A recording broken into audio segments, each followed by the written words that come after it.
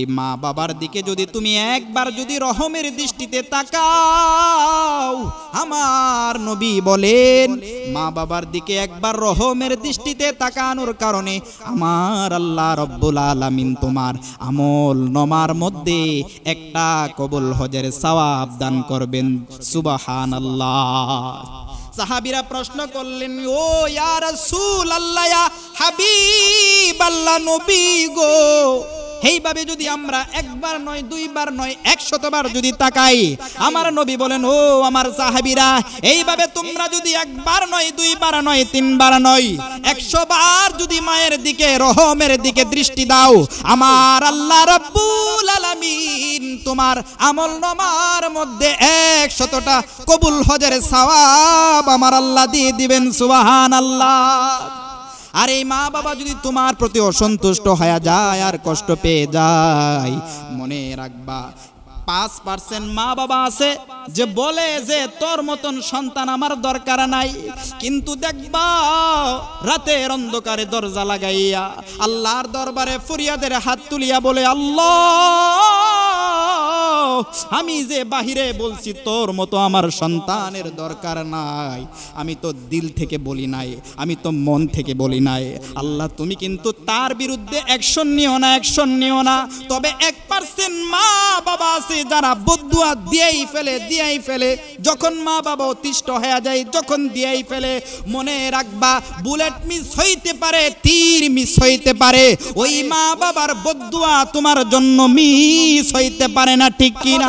রাব্বুকা আল্লাহ তা'বুদু ইল্লা ইয়াহু ওয়া বিল ওয়ালিদাইনি ইহসানা।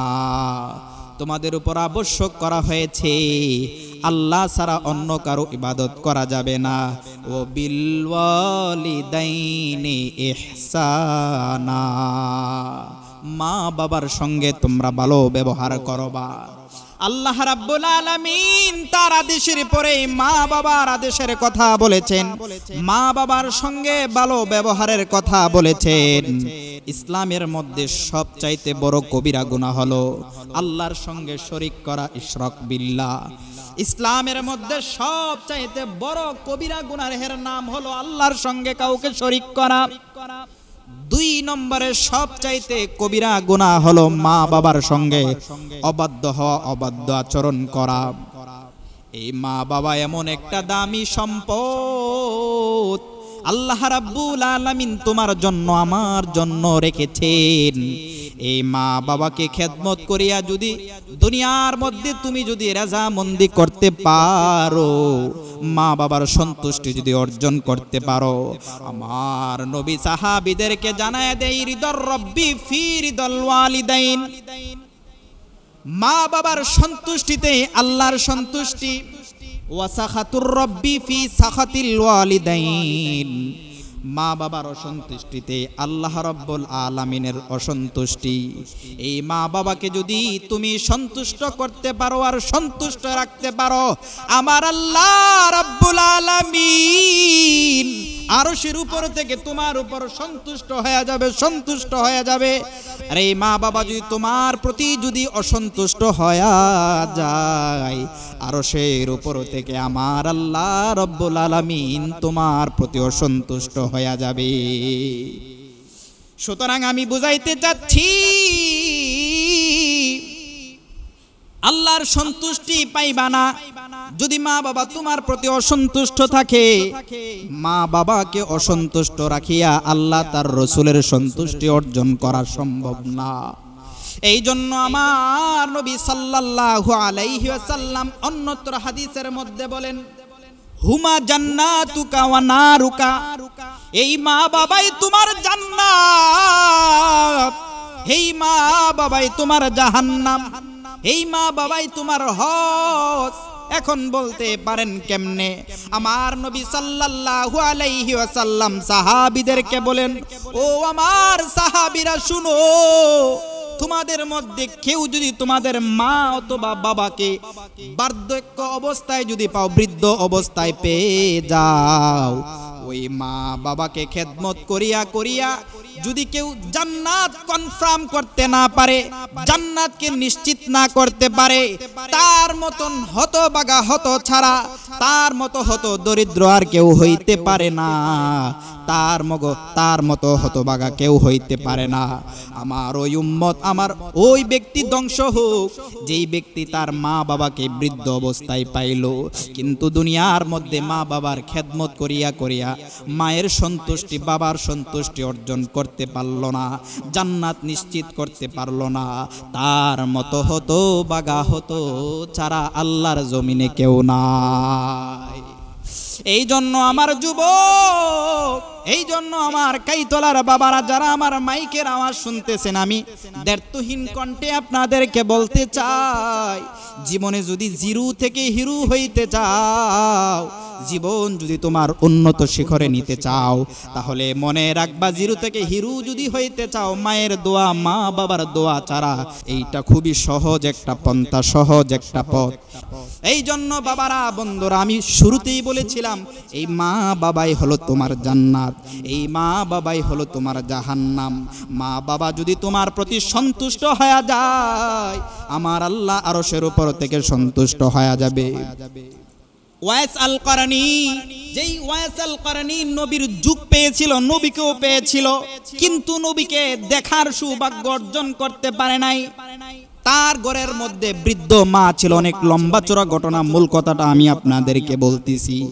ওই ওয়াইস আল কারানি রাহমাতুল্লাহি আলাইহি নবীকে দেখার জন্য তার মনটা যেন ছটফট ছটফট করে, কেননা কেউ যদি সাহাবী হওয়ার সৌভাগ্য অর্জন করতে পারে, আর অন্যান্য যত মুসলমান রয়েছে তাদেরকে যদি এক পাল্লায় রাখা হয়, আর একজন আদনা সাহাবীকে যদি হাজারো আব্দুল কাদের জিলানী রাহমাতুল্লাহি আলাইহিকে যদি এক পাল্লায় রাখা হয়, ও আমার কাইতলার বন্ধুরা, ও আমার বাবারা, একটা আদনা সাহাবীকে যদি আরেক পাল্লায় রাখা হয়, তাহলে সঙ্গে সঙ্গে ওই আদনা সাহাবীর পাল্লাটাই ভারী হয়ে যাবে। সুবহানাল্লাহ।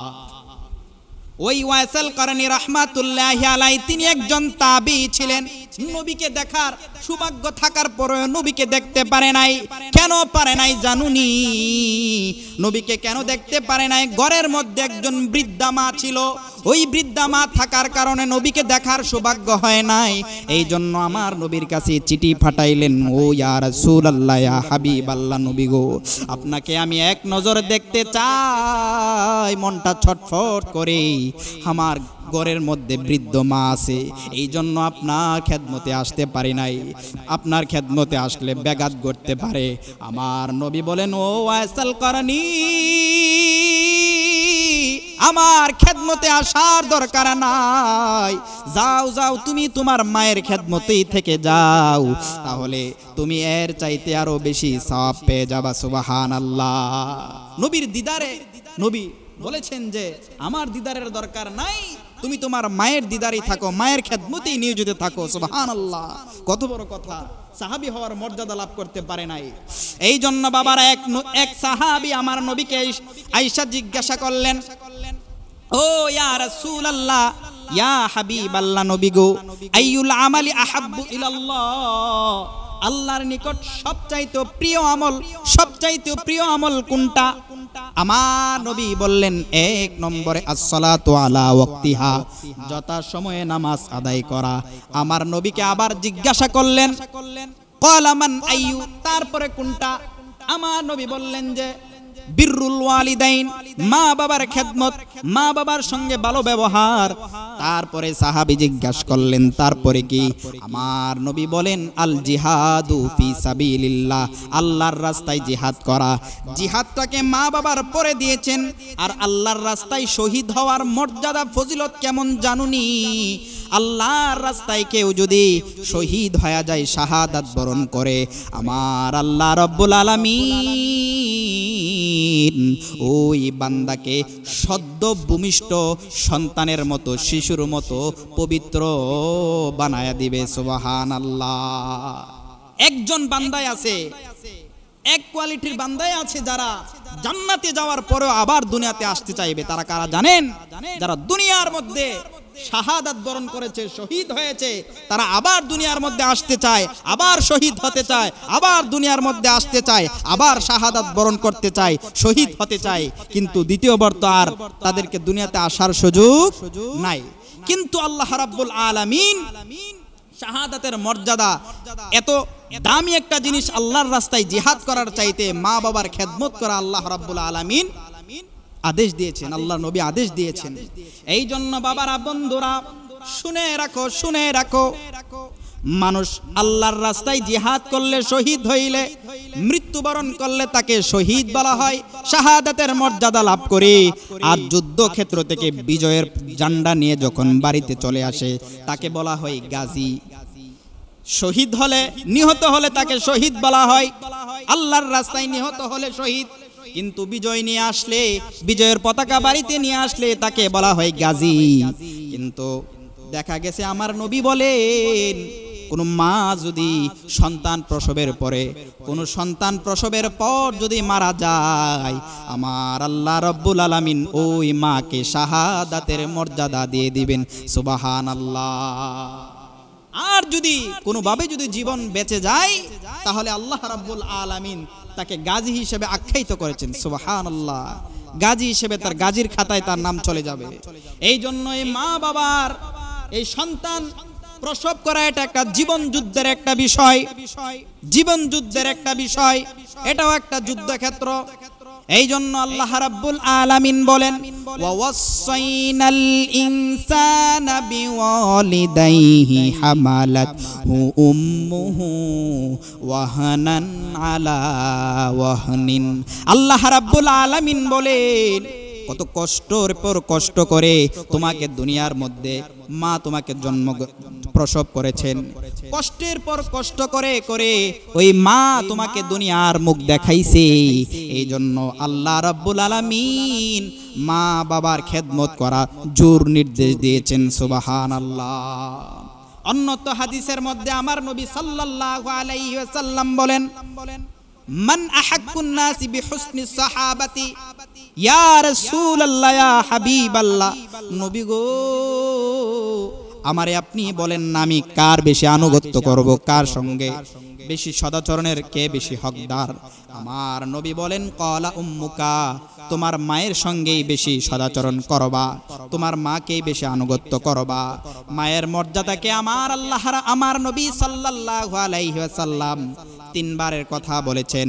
আবার জিজ্ঞাসা করলেন, আমার নবী বললেন, ক্বালা উম্মুকা, তোমার মা। তারপরে জিজ্ঞাসা করলেন, তারপরে আমার নবী বললেন, ক্বালা উম্মুকা। চতুর্থবার আমার নবী বললেন, ক্বালা আবুকা, তোমার বাবাকে বেশি আনুগত্য করবা। তিনবার কেন বলেছেন মায়ের কথা? মায়ের মর্যাদা তিনবার কেন করেছেন জানেননি?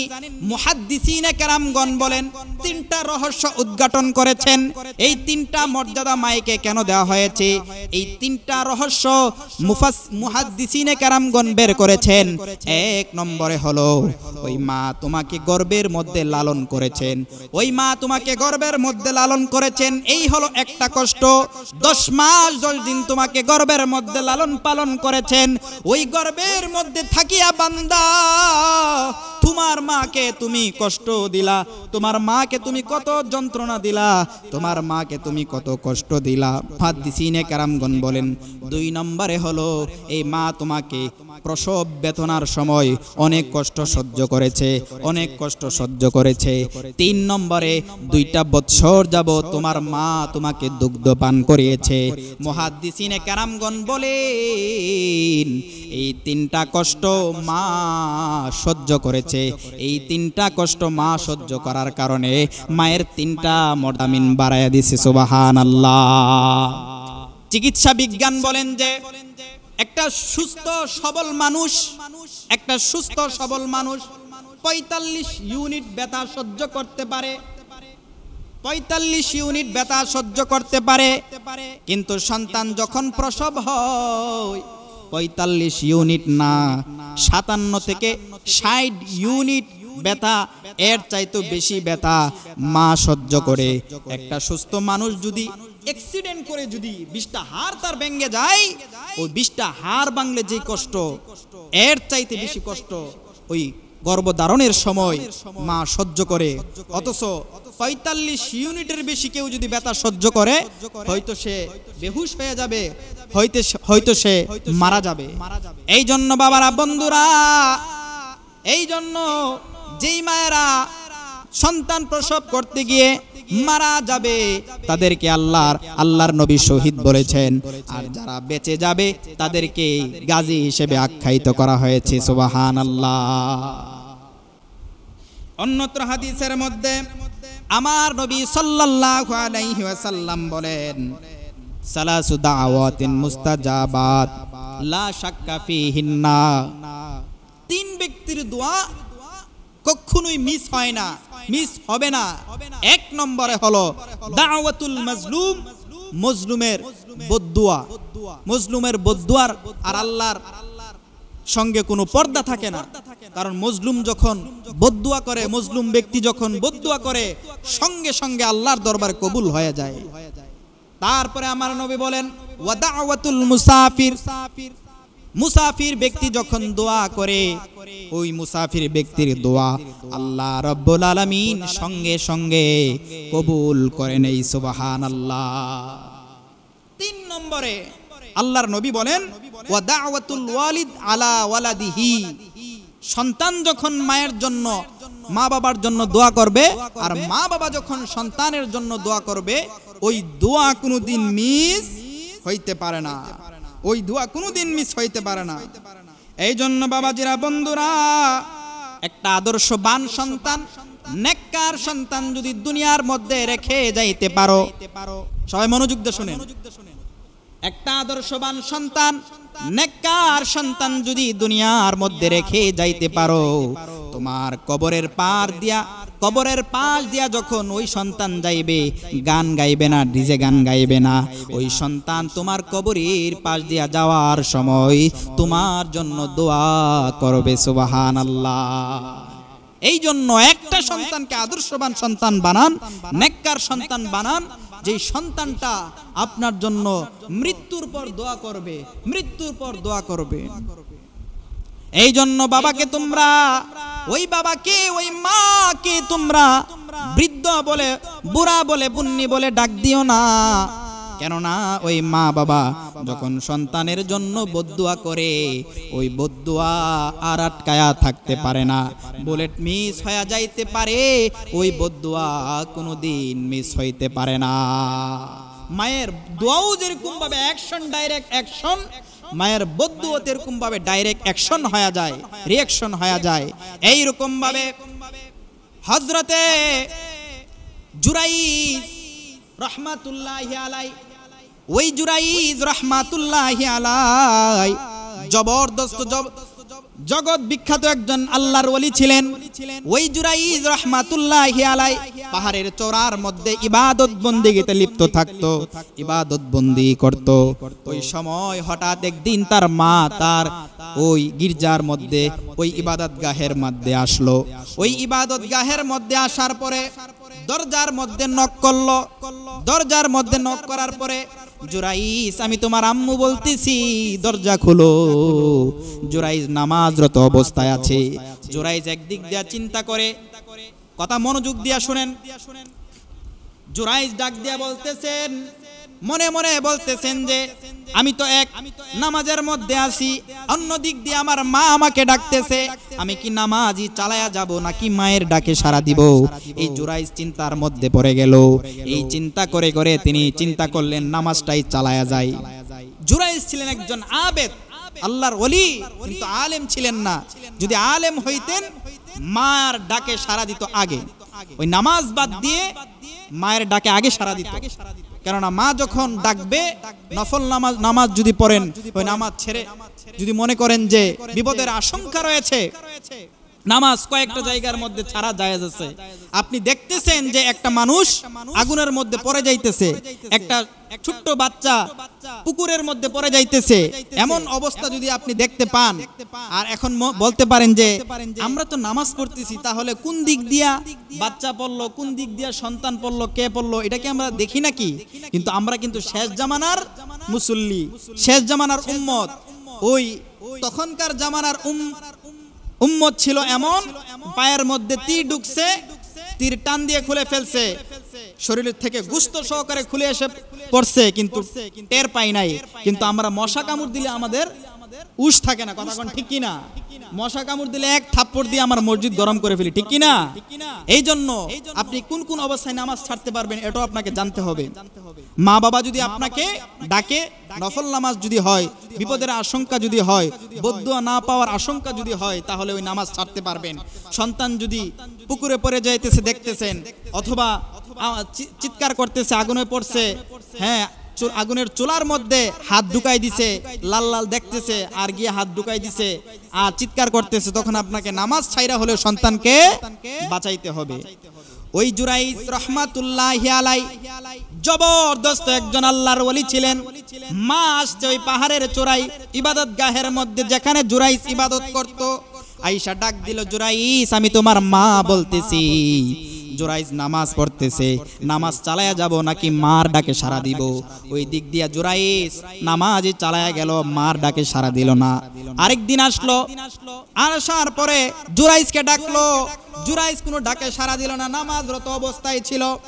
আবার তৃতীয় দিন আসলো, লম্বা চূড়া কথা, মূল কথা বলতেছি। আবার তৃতীয় দিন আসলো, আসার পরে দেখতে পেল জুরাইজ নামাজরত অবস্থায়, মায়ের ডাকে সাড়া না দিয়া ওই জুরাইজ নামাজ চালায় যাইতে লাগলো। এবার মা কষ্ট পায়া, দুঃখ পায়া সঙ্গে সঙ্গে বদদুয়া দিছে যে আল্লাহ আমার এই সন্তানকে পতিতার মুখ না দেখায়া, বেশ্যা নারীর মুখ না দেখায়া তাকে মরণ দিও না। কিন্তু দেখা গেল ওই মা এত বড় আল্লাহর ওলি হওয়ার পরে বদদুয়া যখন দিয়েছেন, বদদুয়া কেমন ভাবে লেগে গিয়েছে, রিঅ্যাকশন করেছে দেখেন। এক সুন্দরী রূপসী রূপবতী মহিলা এসে জুরাইজকে অফার করলো, খারাপ প্রস্তাব করলো। তখন জুরাইজ বলল, আমি আল্লাহকে ভয় করি, আমি এমন কাজ করতে পারি না। এই কথা বলার পরে ওই মহিলা কি করলো, পাহাড়ের চূড়ায় এক রাখালের সঙ্গে অবৈধ সম্পর্ক, খারাপ কিছু করে ফেললো। করার পরে দেখা গেল একটা সময় ওই মহিলা বিবাহিত না, কিন্তু তার গর্ভের মধ্যে সন্তান চলে আসলো। এলাকার মানুষের মধ্যে একটা খারাপ প্রভাব পড়লো যে সন্তান কার, তোমার তো বিবাহ হয় নাই। বলতেছে এই সন্তান জুরাইজের। কত বড় অপবাদ দিয়ে দিলেন জুরাইজের নামে। যখন এলাকার মানুষ যখন জানাজানি হয়ে গেল যে এমন অবস্থা, এবার জুরাইজকে ওই গির্জা থেকে, ইবাদত গাহে থেকে টেনে খেসরে আনলো, তার গির্জাকে, তার ইবাদতখানাকে ব্যঙ্গে তছনছ করে দিল যে তোমাকে আমরা জেনেছি এত বড় আল্লাহর ওলি, কিন্তু তোমার দ্বারা এমন কাজ হবে আমরা আশা করি নাই। কিন্তু দেখা গেছে একটা পর্যায়ে জুরাইজ বলতেছে, আমার সঙ্গে এমন আচরণ, খারাপ আচরণ কেন করতেছেন আপনারা? আমি কি করলাম? এখন এলাকার লোকেরা বলল, তুমি ওই মহিলার সঙ্গে খারাপ কাজ করেছো, এই সন্তান তোমার। আবার বলল যে না, এটা আমার দ্বারা কখনোই সম্ভব না। আবার বললেন ওই মহিলাকে, ওই বাচ্চাকে নিয়ে আসো। আবার যখন মহিলাকে, বাচ্চাকে যখন নিয়ে আসলো, আবার ওই বাচ্চাকে ইঙ্গিত করে বললেন, ইশারা করে বললেন, মান আংতা মান আবুকা, তোমার বাবার নাম কি?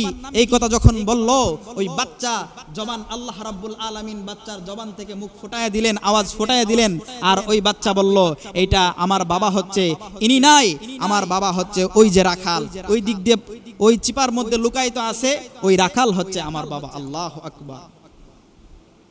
তাহলে বুঝেন, ওই জুরাইজ রহমাতুল্লাহি আলাই আল্লাহর কাছে বলেছিল, আল্লাহ আমি বুঝতে পেরেছি আমার মায়ের বদদুয়ার কারণে আমার এই অবস্থা হয়েছে, আমি আপনার কাছে ক্ষমা চাই, আমি আপনার কাছে ক্ষমা চাই। এই জন্য মনে রাখবেন, মা বাবার দোয়া যেরকম ভাবে ডাইরেক্ট অ্যাকশন হয়, যদি আল্লাহর ওলিও হয়, ওই আল্লাহর ওলির বিরুদ্ধে মা বাবার বদদুয়া ডাইরেক্ট অ্যাকশন হবে। এই জন্য মা বাবাকে কখনো কষ্ট দিব না, মা বাবাকে বুড়া বলে ডাক দিব না, বুন্নি বলে ডাক দিব না। যে ওই জুরাইজ রহমতুল্লাহ আলাই একজন আবেদ ছিলেন, কিন্তু আলেম ছিলেন না। কেননা যদি আলেম হইতেন তাহলে মায়ের ডাকে সাড়া দিতেন। কেননা ফাকিহু ওয়াহিদুন আশাদ্দু আলা শাইতানি মিন আলফি আবেদ, 1000 আবেদকে শয়তান দুকা দেওয়া যতটা না সহজ, এর চাইতে একজন আলেমকে ধোঁকা দেওয়া এর চাইতে বেশি কঠিন। কেননা হাজারো মানুষের চাইতে, আম জনতার চাইতে একজন আলেম সবচাইতে মর্যাদাবান। যাই হোক, এই বিষয়টা অন্য একটা বিষয়। এখন আপনাদের করণীয় কি? আমি যে আলোচনা করলাম, আপনাদের করণীয় কি? আপনাদের করণীয় হচ্ছে, যাদের মা বাবা নাই, সদ্য ব্যবহার করতে পারতেছেন না, ভালো ব্যবহার করতে পারতেছেন না, তাদের জন্য কয়েকটা করণীয় সংক্ষেপে আপনাদেরকে বলে দিচ্ছি। সর্বদা নামাজের পর, ফরজ নামাজের পর আপনার বাবার জন্য দোয়া করবেন, আল্লাহ ওকুর রব্বির হামহুমা কামা রব্বায়ানি সগীরা। আল্লাহ, আমার মা বাবার প্রতি আপনি রহম করুন, যেরকম ভাবে ছোট্টবেলায় আমার সঙ্গে রহম করেছে, আদর যত্ন করেছে, এইরকম ভাবে আপনি নামাজের পর মার জন্য, বাবার জন্য দোয়া করবেন।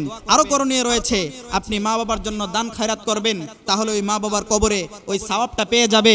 তারপরে মা বাবার যে আত্মীয় স্বজন, বন্ধু বান্ধব রয়েছে, তাদের সঙ্গে ভালো ভালো সম্পর্ক রাখবেন, তাদেরকে দাওয়াত করে আনবেন, তাদেরকে দাওয়াত করে খাওয়াবেন, তাহলে তারা ওই সওয়াবটা, তারাও ওই মা বাবার সঙ্গে সদ্য ব্যবহারের, ভালো ব্যবহারের সওয়াবটা আপনি পেয়ে যাবেন। আর যদি মা বাবার যখন কোনো ওসিয়ত থাকে, কোনো ঋণ থাকে, ওই ঋণগুলো পরিশোধ করবেন, তাহলে ওই কবরের মধ্যে তারা শান্তি পাবে, কবরের মধ্যে তারা সুখে থাকবে।